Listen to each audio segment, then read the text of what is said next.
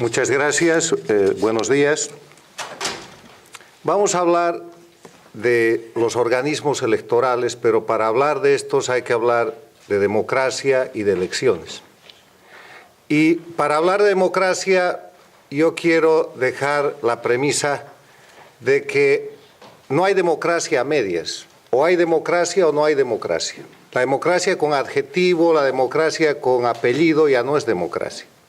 Y fundo esta opinión en el concepto de democracia que tiene que guiarnos en la defensa de este sistema de vida tan importante y esencial para los latinoamericanos y para el mundo actual. Cuando nos ponemos a discutir sobre la democracia podemos encontrar muchísimos conceptos, muchísimas opiniones, muchísimas definiciones.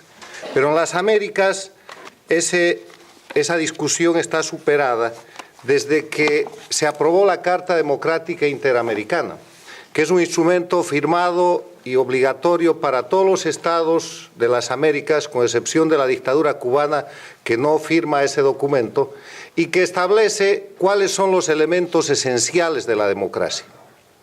Elemento esencial, como ustedes conocen, quiere decir algo que si la cosa o el objeto del que se trata pierde algo esencial, ya no es. Y los elementos esenciales de la democracia son 5. Primero, el acceso al poder y su ejercicio con sujeción al Estado de Derecho. En segundo lugar, la celebración de elecciones periódicas, libres, justas y basadas en el sufragio universal y secreto como expresión de la soberanía del pueblo. Un régimen plural de organizaciones y partidos políticos. La separación e independencia de poderes y el respeto a los derechos humanos y a las libertades fundamentales como elemento esencial. Si cualquiera de estos 5 elementos falta en un régimen, en un gobierno, así éste haya accedido por elecciones a la toma del poder, eso ya no es democracia. Yo no acepto el concepto de democracia autoritaria. No existe democracia totalitaria, no existe democracia a medias. Pueden haber democracias en crisis, pero cuando cualquier gobierno pierde uno de estos elementos esenciales con carácter de permanencia, o peor aún, cuando omitiendo estos elementos esenciales o alguno de ellos hacen de esa omisión la práctica habitual del tipo de gobierno que ejercen, eso ya no es democracia. Y a partir de este concepto, que es un concepto legal, que es un concepto aceptado en una Carta Democrática Interamericana, que es un instrumento, por lo tanto, obligatorio para todos los países y habitantes de las Américas, es que si nosotros queremos hoy día separar de alguna manera a las Américas, hay una manera fundamental de hacerlo y es dividir a las Américas entre los estados que son democráticos y los estados que no son democráticos. Y los estados que no son democráticos son aquellos estados que, liderados por la dictadura castrista, han perdido la democracia en base a un proyecto totalitario, dictatorial. En el momento en que Chávez se une con Castro y pone en marcha la recreación del foquismo que en los 60 fue armado y que al iniciar el siglo XXI se vuelve un foquismo electoral. Ponen en marcha lo que hoy día se conoce como el socialismo del siglo XXI y que es en verdad la expresión más exitosa del neocomunismo. La recreación de un conjunto de mecanismos y de un sistema para dar oprobio a los pueblos, para apoderarse del poder y para mantener indefinidamente ese poder. ¿Cuál es la diferencia con el foquismo de los 60? La diferencia es que aquí se usa el proceso electoral para tomar el poder y se usan las instituciones democráticas para destrozar la democracia y se utiliza el título de democracia para mantenerse indefinidamente en el poder, ejerciendo un poder totalitario que solo puede recibir un nombre, que es dictadura. La dictadura castrista se ha expandido de manera que ha creado en Venezuela una dictadura.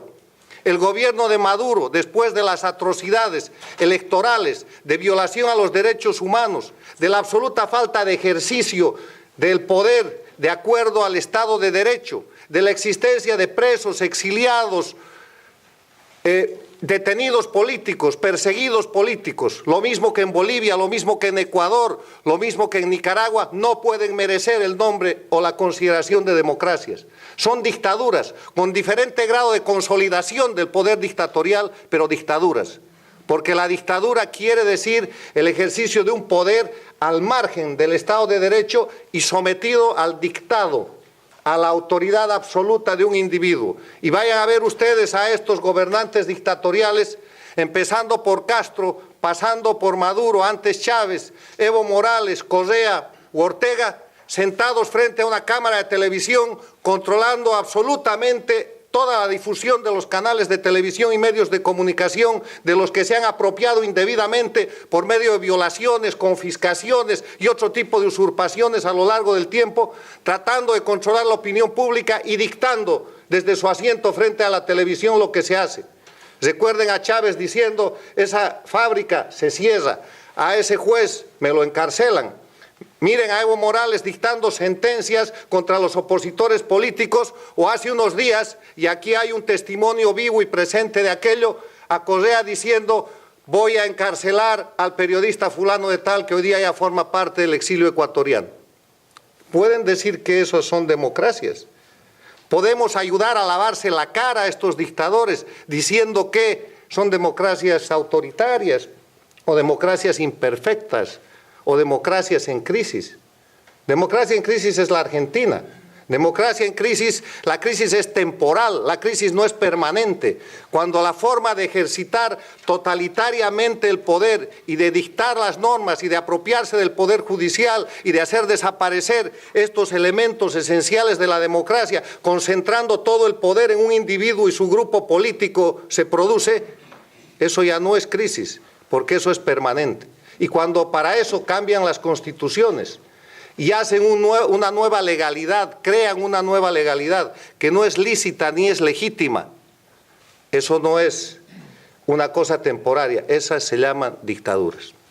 Y es por eso que, siguiendo el camino trazado por el expresidente Osvaldo Hurtado, que ha escrito hace 2 años un libro referido a las dictaduras en América Latina, es que yo he puesto a consideración del público la dictadura del siglo XXI en Bolivia, que recoge la crisis latinoamericana y que pone el caso boliviano en el marco del conocimiento de la opinión pública. Con este marco de referencia, hablemos del tema de las elecciones. Las elecciones, como dijo Ortega y Gasset, son el elemento del cual depende la democracia. Ortega y Gasset dijo, la democracia depende de un pequeño detalle técnico que es el proceso electoral. El proceso electoral es todo para la democracia, porque el proceso electoral no es el día de la elección.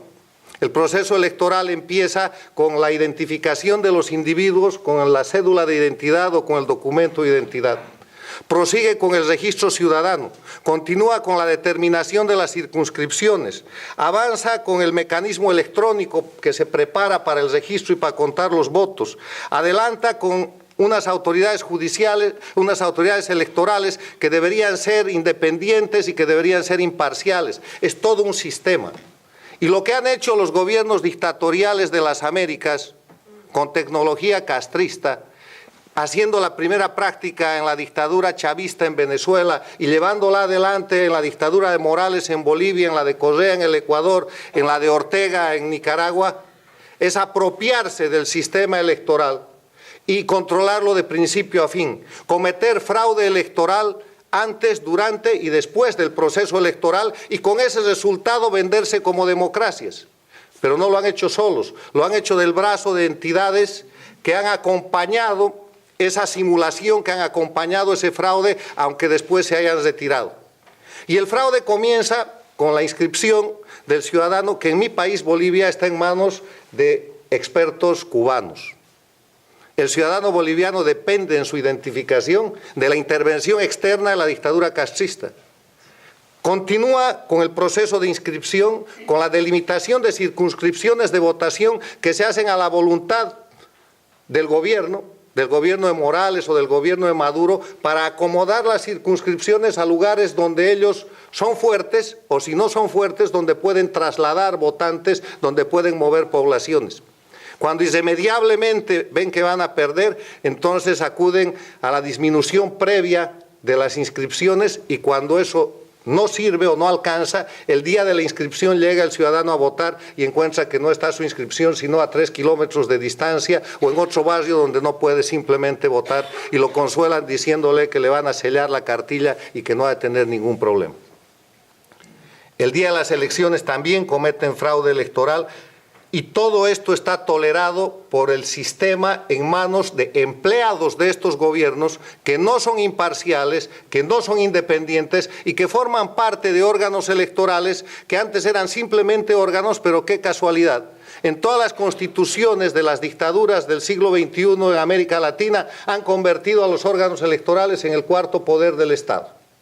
En Venezuela, en Bolivia, en el Ecuador, en Nicaragua, han hecho reformas constitucionales para que la Corte Electoral, el Consejo Electoral, el Tribunal Electoral o lo que llaman el Tribunal Supremo Electoral sea ya un poder del Estado, o sea, tenga autoridad política, no tenga la posibilidad de control, sino de la cabeza de la dictadura. Hay otra forma de fraude que se comete y es el fraude de campaña. Si ustedes ven campañas electorales, y en Bolivia va a haber elecciones en el mes de octubre este año, o ven la campaña que ha pasado en Venezuela, o la campaña municipal que ahora se lleva adelante en el Ecuador, las elecciones son en febrero, han de encontrar que el candidato oficial, el dictador que se quiere reelegir o que quiere elegir un aparato de alcaldes que acompañe su gestión, controla todos los medios de comunicación, controla toda la propaganda electoral, tiene todos los recursos posibles de campaña, maneja la prebenda electoral, el cohecho electoral, el uso de recursos del Estado, manejan, cuando eso no funciona, la coacción electoral y las amenazas. ¿Qué pasa en Bolivia, por ejemplo, con relación al voto universal y secreto, que es un elemento esencial de las democracias? Pasa que se han inventado lo que denominan el voto comunitario. Y voto comunitario quiere decir que en una determinada comunidad, en una población de 3.000, 5.000 o más habitantes, se toma la decisión de que ahí se ha de votar por el gobierno. Y como esa es una decisión comunitaria, se controla el voto y todos los votos tienen que ser a favor del candidato oficialista. Y a esa población no puede llegar ningún candidato de oposición porque si llega, han sucedido casos, los apalean, los azotan en vía pública y eso es un acto de defensa del proceso que ellos llaman revolucionario y de cambio. Son simplemente violaciones a las libertades fundamentales y a los derechos humanos porque les quiero recordar que el derecho a elegir es un derecho humano que está consagrado tanto a nivel universal como a nivel interamericano.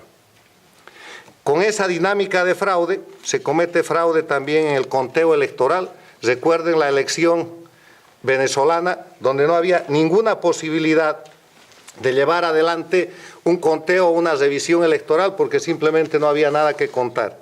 Y de esa manera terminan haciéndose elegir o reelegir indefinidamente y considerándose como si fueran gobiernos democráticos.